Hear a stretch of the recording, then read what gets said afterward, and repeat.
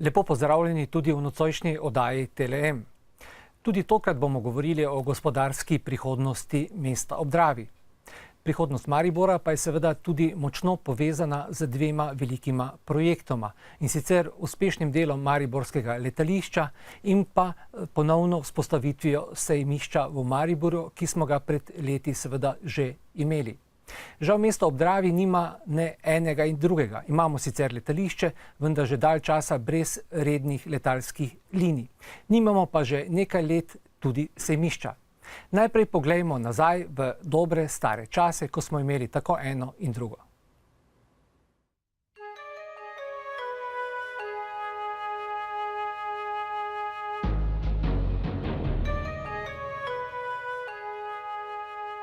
Takole so pred dobrimi 25 leti svečano ob prisotnosti nekaj 10 tisoč gledalcev odprli mariborsko letališče v Slivnici.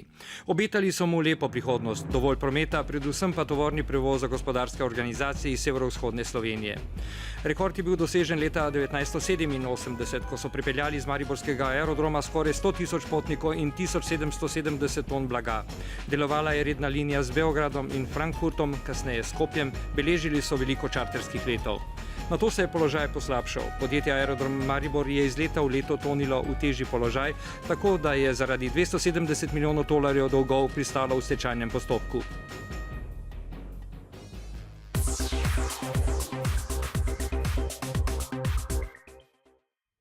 To je sejem, ki je v osnovi razdeljen na dva dela, in sicer v prvem delu, to je specializiran del sejma, se predstavlja vse, kar potrebuje trgovina za svoje poslovanje. To je od trgovinske opreme, računalniške opreme, dekoracije, prikazan je tudi primer vzorčne trgovine, urejenosti trgovine in izložbe. Drugi del je pa namenjen širšemu krogu obiskovalcev in je bolj potrošniškega značaja.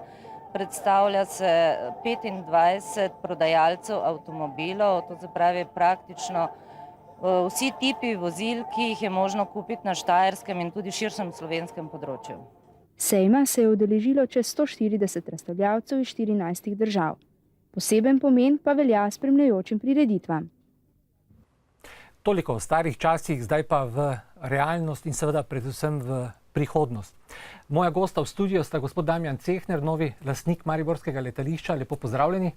In pa gospod Janez Erjavec, direktor in pa tudi lastnik pomurskega sejma. Najprej morda začneva z letališčem. Mariborsko letališče je pravzaprav zelo nesrečna zgodba. Pred 27 leti smo ga odprli. Marsikdo, ki je videl te posnetke, ni mogel verjeti, da je to mariborsko letališče, vendar le danes je slika precej drugačna. Rednih letalskih linij nimamo, ampak perspektiva na nek način pa ni tako črna. Nekaj prometa na letališču je kljub vsemu. Tako, ja. Jaz te zgodovine dobro ne poznam. Te letališče Maribor, ko sem spremljal v zadnjih 25 letih, bolj iz strani. Saj sem bil na drugem letališču bolj prisoten, ampak v zadnjih letih pa to zadevo kar sproti spremljam in res, kot ste sami ugotovili, nič se ni kaj pametnega dogajalo na tem letališču, kar si bi zaslužilo v takem mestu, ki je tu poleg takega letališča. Ampak smo optimisti, jaz mislim, oziroma sem prepričan, da tako letališče se tako sodobno opremljeno, sploh v zadnjem času, v letošnjem letu je bilo to letališče posodobljeno z sodobnim terminalom potniškim za odhod in prihod potnikov, da ima perspektivo ne samo na področju potniškega prometa, ampak tudi na kargo, da se te zadeve vse vrnejo nazaj. Ker letališče samo, ne glede na to, da so tu v bližini par drugih večjih letališč, iz perspektive oddaleč je pomembna Evropa. Mi smo v Evropi, tu poleg tega letališča poteka avtocesta, železnica, z letalom pa ni problem priti tudi z druge celine. In na to tudi ciljamo in vesel sem, da se tudi že letošnje leto povečuje, ampak za kakšno redno linijo je zaenkrat morda bolj počasi, so pa takoj že potekajo pa redni čarterski poleti. O letališču bomo še govorili seveda naprej. Gospod Erjavec, pomurski sejem že vrsto let uspešno prireja sejme. Maribor je sejemsko dejavnost opustil že, mislim, da kakšnih 10 let nimamo nobenega sejma, razen nekakšnih sramežljivih poskusov v zadnjih letih. Zakaj vi znate, Maribor pa ne zna? Ja, tu bi jaz težko dal čisto konkretno odgovor. Zakaj Maribor ne zna, zakaj mi znamo. Seveda, Maribor ima, kolikor pač jaz spremljam to sejemsko dejavnost od leta 1981, ima kar bogato zgodovino sejmov. Če se spomnimo še teh sejmov tu na Lentu, ko se sejem imenoval Mariborski sejem, so bili uspešni in zelo dobri sejmi. Na to se je razvila neka nova oblika sejmov v okolici Tabora oziroma okrog kompleksa Tabor, kjer so bili prav tako zelo uspešni in dobri sejmi. Zdaj v Radgoni imamo to prednost, da nekako držimo tradicijo in da kljub problemov, ki smo jih tudi imeli v tem celem obdobju 50 let, nismo popustili, nismo izgubili volje, nismo izgubili tudi neke vizije. In seveda Radgona ima prav gotovo mnogo težjo situacijo obdržati to sejemsko dejavnost, kot bi jo imel recimo Maribor, ki je bistveno večje gospodarsko zaledje. Ampak treba je pač pri neki dejavnosti vztrajati tudi takrat, ko ne gre najbolje. V svetu se pač ve, da so sejmi, najboljši sejmi, najmočnejši sejmi tam, kjer je tudi najbolj bogato in najbolj razvito gospodarstvo. Seveda mi pa iščemo pač tiste tržne niše, ki so primerne za Pomurje, ki so primerne za to stičišče 4 držav, torej na stičišču z Avstrijo, Madžarsko in sedaj Hrvaško, ne. In seveda iščemo tudi takšne vsebine, ki so primerne tako za razstavljavce, kot na drugi strani za obiskovalce. Seveda moraš vedno vlagati veliko naporov, tako seveda v smislu dela, kot seveda tudi finančnih naporov, da dobiš tako na eni strani dovolj razstavljavcev, kot na drugi strani tudi dovolj obiskovalcev. Ste pa na nek način fenomen. Sejem delate v mestu, ki mislim, da nima niti enega hotela. Ja, vse to je fenomen. Mi smo tudi eden izmed redkih sejmov v Svetovnem združenju sejmov, ki organizira sejme v tako majhnem mestu. Med 600 sejmi, svetovnimi sejmi, ki so v tem svetovnem združenju, smo mi daleč najmanjši, pa ne najmanjša sejemska prireditev, ampak najmanjše mesto, v katerem se odvijajo sejem, da ne govorimo o tem, da nimamo tiste najosnovnejše infrastrukture, kot je recimo hotel, kot je recimo tudi letališče, kot je recimo železnica, železniška povezava, pa ne nazadnje tudi avtocestna povezava, kajti tudi ta je nekako odrezala Gornjo Radgono od te seveda infrastrukture. Maribor vse to ima, nima pa sejma. Ja, Maribor vse to ima in sigurno, da se bo v bližnji prihodnosti pojavilo zopet razmišljanje o tem, da se tu naredi kakšen sejem. Seveda je veliko je tu zamujenega, kajti tisti projekti, ki so tukaj že bili uspešni, so se selili pač drugam. Ampak Maribor lahko išče prav gotovo neke nove tržne niše, ki jih prav gotovo tudi v sejemski dejavnosti veliko je. Tu mislim predvsem na mogoče tudi v povezavi z kongresnim turizmom, torej z kongresi, z workshopi, torej z manjšimi razstavami in seveda težko pa je zdaj v tej situaciji, da bi nekdo v Mariboru iz nič postavil sejmišče in začel delati sejme. To je pa danes skoraj zelo, mislim, skoraj nemogoče, razen da bi se za to odločilo mesto oziroma občina ali celotna regija, ki bi združila te moči in rekla, evo, sejmišče hočemo imeti, kajti Tista mesta, ki imajo sejmišča, veljajo v svetu, vsaj v gospodarskih krogih, veliko več kot tista, ki tega nimajo. Je dosti tako velikih mest kot Maribor, pa sploh nima sejma, sejmišča? Ja, veliko je. V svetu je veliko takih mest, ki nimajo sejma, pač niso imeli teh ambicij. Čeprav, recimo, če pogledamo te sosednje države, kot je Avstrija, Avstrija ima skoraj v vsakem večjem mestu ima neko sejemsko dejavnost. Niso to neki svetovni sejmi, ampak so sejmi, ki pokrivajo določeno regijo. In tu je mogoče tista tržna niša, ki je primerna tudi za Maribor. Z gospodom Cehnerjem sta se pravzaprav danes na nek način spoznala, pa se mi zdi, da je to poznanstvo pravzaprav zelo pomembno tudi za prihodnost. Recimo, če bo, ne vem, gospod Cehner uspel z partnerjem, s komorkoli strateškim pripeljati letalske družbe na letališče, tudi take, ki bodo verjetno pripeljali obiskovalce, da tako rečem, na Radgonski sejem.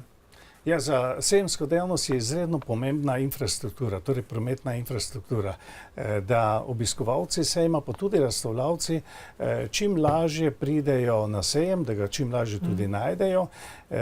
Kajti danes vemo, da v bistvu se tudi gospodarstvo seli tam, kjer je recimo prometna infrastruktura dobro urejena. Tako da mi vidimo recimo tudi, če se peljemo in imamo odprte oči po Evropi, po svetu, da se veliko industrije seli bližino avtocest, bližino izvozov avtocest, kajti vsi računajo, da je pač danes čas, ki ga porabijo na transportu, zelo pomemben, ker to je tudi v bistvu denar. In seveda tudi za sejem velja, da bi pravzaprav bilo idealno, če bi bil v bližini letališča, železniške postaje, seveda avtoceste, pa še mogoče kakšnega drugega. Seveda mi ne moremo računati tudi na kakšno pristanišče ali kaj podobnega. No, ena ideja je že kar prišla iz tega. Je možno, da bi recimo Maribor imel sejmišče zraven letališča? Seveda, sploh je v tem prostoru manjka en tak, že z našega področja, letalskega področja, manjka en tak sejem, pravijo. Vsako leto v hordah rinemo gor v Friedrichshafen, zraven Bodenskega jezera, kjer je največji evropski sejem letalstva. Tam je res 3 dni traja in to je totalna gužva. Tu v tem delu nikjer ni, ne na Balkanu, mi imamo eno dobro pozicijo. V preteklosti smo tudi sami nekaj takih malih zadev organizirali, ampak tu je idealna priložnost, da bi morda tudi samo letališče bilo en tak prostor za kaj takega. Zemljišča imate dovolj? Zemljišča je dovolj. Je možno narediti kakšne montažne hale, to danes verjetno ni več pogoj, da so neki zigani objekti ali kaj takega? Ja, danes je možnost teh postavitev montažnih hal, ki so lahko klimatsko urejene in tudi sodobno opremljene, prav gotovo ni noben problem. Vprašanje je seveda, ali je dovolj moči, torej električne, dovolj ostale infrastrukture, internet in te povezave, telefonske povezave, dobro, so tudi telekomunikacije brezžične. In pa seveda velika prednost je, če so neki prostori, kjer se je možno organizirati tudi sporedne dogodke, torej kongresni del. To je danes skoraj da nujno ob teh sejemskih prireditvah. Dejstvo je tudi to, da pravzaprav za sejmom najmanj zasluži organizator sejma, ampak zaslužijo pravzaprav vsi ostali, od hotelov, gostincev in vsega tega. In to je seveda problem, ki ga imamo v Mariboru. Imamo kar nekaj hotelov, ki pa nima določene dejavnosti, da bi lahko zapolnili sobe. Tako je, v svetu je znano, da recimo od nekega produkta, ki ga sejem ima, torej če sejem pokasira z eno prireditvijo, ne vem, 100.000 evrov, jih mesto in okolica pokasirajo še dodatnih 800 do 900.000, to se pravi 9 do 10 kratnik tega. To so seveda službe, to so prevozi, to so servisne storitve, seveda veliko je prevozov, urejanje štandov in tako naprej. Tako da zato je interes velikih mest, da imajo tudi sejemsko dejavnost, kajti s tem dajo, z sejmi dajo zaposlitev tudi tako hotelirjem kot številnim servisnim službam, tudi taksisti in tako naprej, vsi služijo na ta račun. Upam, da to bo poslušal tudi mariborski župan oziroma njegovi sodelavci, pa da bodo tudi v tej smeri kaj naredili. Mariborsko letališče pravzaprav je kar na nek način poseben fenomen, vse po nekaterih stvarih. Ne poznam letališča v malce večjem evropskem mestu, do katerega bi lahko prišel iz centra recimo v 10 minutah, kot lahko do mariborskega letališča, kar je idealno. Pa po drugi strani včasih smo se šalili, da je to edino letališče v Evropi, ki več zasluži z avtomobili, z avtomobilskim sejmom, kot pa z letali. Danes verjetno več temu ni tako.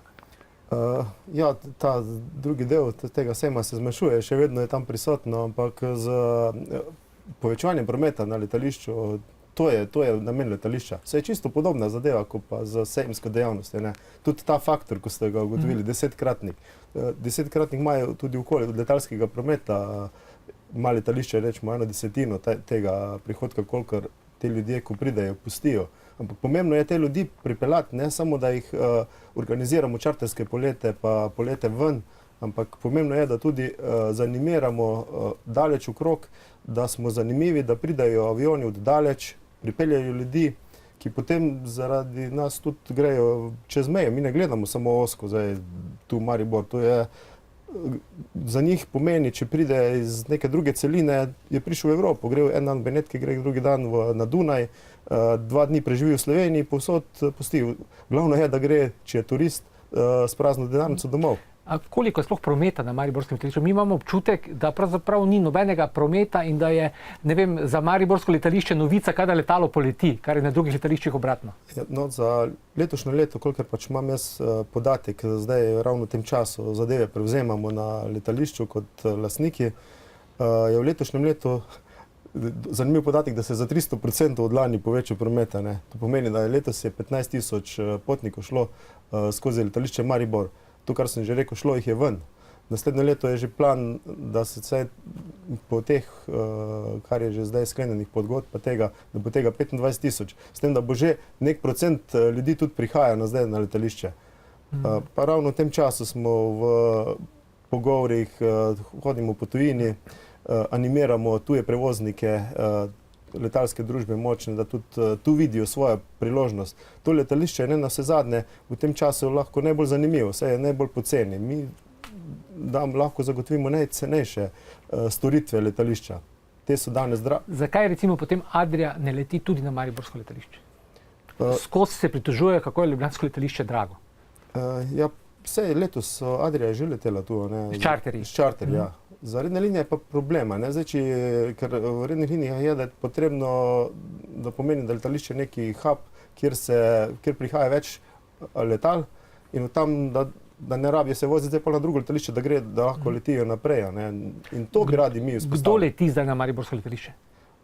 Sem ne leti. Mala letala, s čim ustvarjate promet? Z malimi letali, privatnimi letali, čarterji? Za te komercialne zadeve je bolj primerno, da bi bil kdaj direktor podal podatke, ampak kolikor jaz vem, je prihodek od vsakega, tudi od malega letala trenutno. Samo podjetje Maribor že zdaj posluje pozitivno, to se pravi, treba je narediti še korak dalje in razvijati zadevo. Tu so šolanja, tudi teh večjih letalskih družb, Swissair, Lauda, Adria šola svoje pilote na teh večjih letalih, to lahko Mariborčani opazujejo, ampak to je vse premalo. Potrebno je nekaj drugega še narediti, da dejansko bo, ne samo, da nekaj obljubljamo, da je to zanimivo, ampak da ti prevozniki začutijo, da je to lahko dobra zadeva, to letališče. Kaj menijo strokovnjaki, kje je perspektiva mariborskega letališča? Če odmislimo, da smo seveda zamudili ogromno priložnosti, če se spomnimo prispevka, da smo že imeli več kot 100 000 potnikov letno, ti časi se bodo težko ponovili vsaj v zelo kratkem času, ampak kje so te strateške prednosti, kje bi lahko mariborsko letališče uspelo? Ja, to, kar že taka bližina teh poti, avtocesta, železnica, ni problema potegniti tudi tir do samega letališča. Ampak je potrebno računati prihodnosti na vsa področja, letalstvo, potniki, kargo in tudi kakšna tehnika, da se tu letala vzdržujejo, morda tudi v prihodnosti kakšna razgradnja letala. No. To je zelo težko do tega priti, ampak je zanimiva pozicija. V Kidričevem je tovarna aluminija in te zadeve so zelo blizu, vse skupaj, vse je blizu. Marsikaj se bo to razvijalo, s tem, da, kot sem že rekel, nekoga je treba zanimirati, na tem delamo, da se bo tu zraven vključil in bo imel svoj interes še. Koliko sodelujete recimo z mariborsko občino, ste se dobili z županom, s kom drugim, ki ste uskladili, mogoče kaj pa je prihodnost letališča, koliko lahko tudi vam na nek način občina pomaga? Ja, nekaj informativno smo se že pogovarjali, ampak zdaj se začenjajo šele zadeve. Vse, kot sem rekel, smo šele pravzaprav v fazi prevzemanja teh zadev. So perspektiva mariborska letališča nizkocenovniki, letališče je relativno poceni, hrvaška letališča manjša, večinoma služijo na nek način s temi prav z nizkocenovniki. Ja, nizkocenovnik pomeni, da se nizkocenovnik zahteva, da je plačan za to, da pride. Na leto toliko pa toliko, odvisno od kdo, toliko hoče denarja imeti od lokalne skupnosti. To je že bilo z Ryanairom, kot vam je znano. Čim nekdo to odškrne, prevoznik ukine linijo. To je še vedno možno, kadarkoli. Nizkocenovnik je bil dobro polnjen takrat Ryanair, kolikor imam podatek, nad 75%. Z zapolnjenostjo niso imeli problema, ampak problem je, da se tu potrebno združiti vsi subjekti, ko imajo interes, da k njim pridajo ti ljudje, potniki, turisti, lokalna skupnost, občina, država. Ste se pogovarjali recimo z občino o tem? Konec koncev občina ima potem tudi seveda določene koristi od teh turistov in vsega tega. Vse, kot sem rekel, že smo v fazi tega in bomo tudi te pogovore začeli zdaj, ko se začenja zadeva. Interes strateških partnerjev, verjetno je tudi to ena od rešitev za mariborsko letališče? Seveda, brez tega si ne znamo predstavljati, da bi to v hitrem času, to pomeni v nekaj letih, spravili na to, kar ste prej imeli podatek izpred toliko let. To sigurno potrebujemo strateškega partnerja, ki bo prevzel glavno vlogo v tem, da bo tu imel svoj interes, ki ima že vpeljan posel, da nekaj pripelje sem na to področje. To je cilj. Sami bomo zelo počasi stopicali, ampak glavno je, da zadeva gre naprej, da se povečuje, da je pozitivno vzdušje iz samega projekta. Če se vrnemo malce še na sejme, recimo je kdo iz Maribora kontaktiral recimo uspešno podjetje Pomurski sejem, ki organizira sejme, da bi pripeljal morda tudi del te dejavnosti v Maribor ali kakšno drugo dejavnost? Konkretnih razgovorov ni bilo, da bi kdo pravzaprav. So bili takšni čist taki neformalni pogovori, da bi bilo seveda zanimivo v Mariboru organizirati, ampak jaz sem imel občutek, da pravzaprav zatem, ko je Maribor prodal te zadnje sejme, ki jih je delal, da pravzaprav tu ni nekega velikega interesa, da bi se tu ta sejemska dejavnost ponovno razvijala. Zdaj, tu mora imeti neka skupina ljudi močen interes in potem tudi seveda ta interes podkrepiti tudi z nekim vlaganjem, tako kot letališče rabi seveda za svojo dejavnost, pospešeno dejavnost, recimo tudi močno gospodarsko okolje, tako tudi sejem rabi neko močno gospodarsko zaledje, kajti dokler ni nekega gospodarskega zaledja, takega, ki bi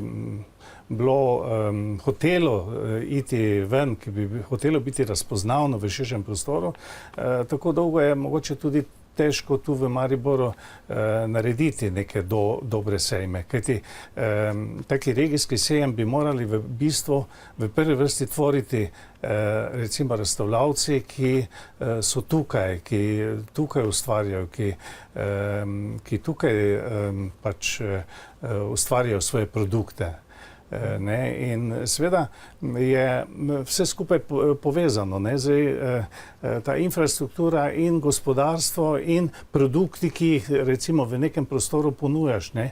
Tudi zelo pomembno je razvoj nekih turističnih produktov. Ne? Recimo Maribor ima velik potencial z Pohorjem, z zimskim turizmom, to je tudi v povezavi z letališčem lahko en velik argument, kajti mi moramo ljudi dodatno pripeljati v Maribor in seveda jim moramo nekaj ponuditi. Ne? Ali jih pripeljemo zato, ker je tu močno gospodarstvo in hočejo poslovneži priti zato, da bi delali poslovne vezi, ali pridejo kot turisti, ne? In ponuditi neke turistične destinacije, ki so zanimive in seveda v tem primeru lahko naredimo tudi dober sejem in bo imel tudi večji učinek in letališče in seveda tudi ostali ponudniki storitev. No, glede na stanje mariborskega gospodarstva je verjetno ta druga zgodba, turistična, ampak samo po sebi se že vsako leto pojavlja oziroma postavlja na nek način vprašanje, zakaj Maribor ne naredi vinskega sejma. Recimo na Martinovanje par dni nazaj je bilo 12.000 ljudi na trgu Leona Štuklja v Mariboru, torej ogromno interesa, zagotovo bi tudi takšna sejemska prireditev. Je to recimo opcija? Ja, vse vinski sejmi so bili v Ljubljani, takrat, ko je bila še Jugoslavija, ker je bilo tržišče veliko, ne? In je tudi Jugoslavija predstavljala v svetu enega izmed močnejših proizvajalcev vin. Zdaj Slovenija je na tem zemljevidu, je sicer vinorodna in vinska dežela, vendar smo preveč razdrobljeni, mi imamo preveč produktov, ki so različni, ki so seveda svojevrstni, ne, ampak so preveč nepovezani. Ne. In zdaj en vinski sejem, ja, bila bi možnost. Tudi v Ljubljani poskušajo ponovno narediti, ampak problem je to, da sami vinarji za promocijo, ker so tako razdrobljeni, dajo premalo. Ne? In to bi tudi, tak sejem bi bil verjetno obsojen na propad. Kajti tisti, ki organizira nek sejem, mora od nečesa živeti. Ne? In če mu vinarji ne morejo plačati razstavnega prostora in seveda celotne infrastrukture, ki je za to potrebna, potem je težko seveda narediti vinski sejem. To seveda mi delamo neke vrste vinski sejem v okviru kmetijskega sejma. In to gre. To gre, kajti mi pravzaprav v to vinsko zgodbo vložimo več, kot dobimo nazaj. Ampak to lahko vložimo zato, ker pač dobimo pri drugih produktih to nazaj. Ne?